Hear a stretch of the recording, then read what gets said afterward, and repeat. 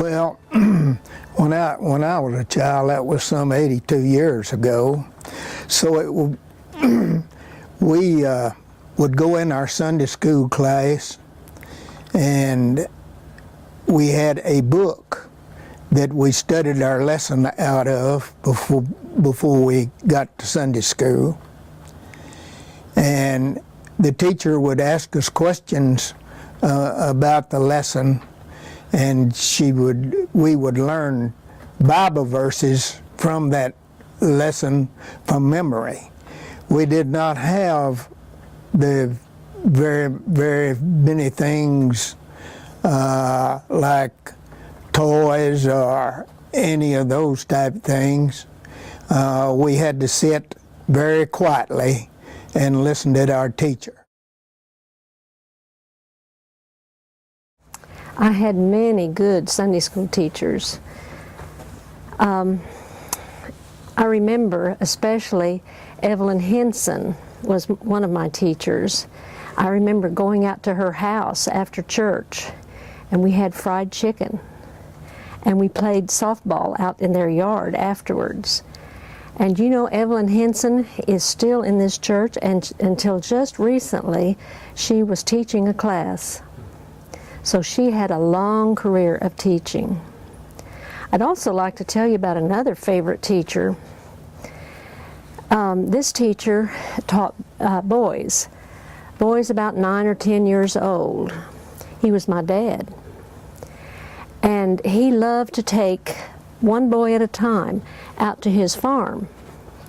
And they would pick a small tree, about maybe that big around, and they'd cut that little tree down and bring it back to his workshop.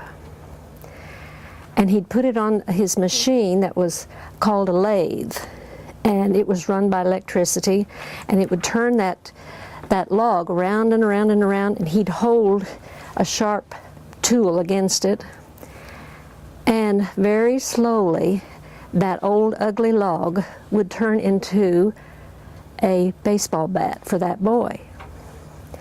And as he was doing that, he would teach the lesson that if you let Jesus into your heart, he can change an ordinary life into something very beautiful.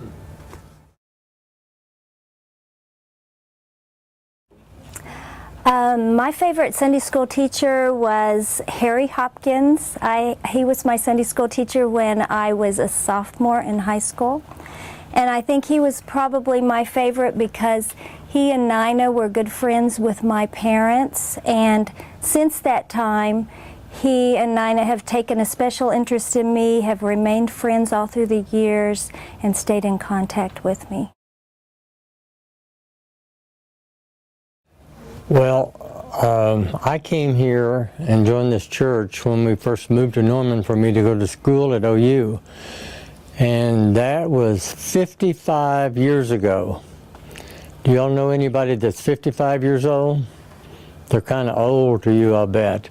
Well, that's how long I've been here, and I've seen a lot of changes in First Baptist Church. We at First Baptist Church, and I say we because the whole church started a lot of missions in this town. Trinity, Bethel, and several more, and these churches are all flourishing and big today just because of a preacher that we had that had a missionary zeal and wanted to start missions.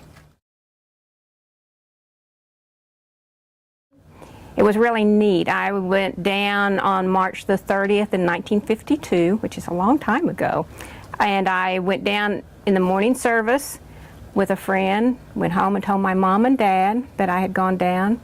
They went to church with me that evening, and they both went down. That was John and Eileen Goodnow.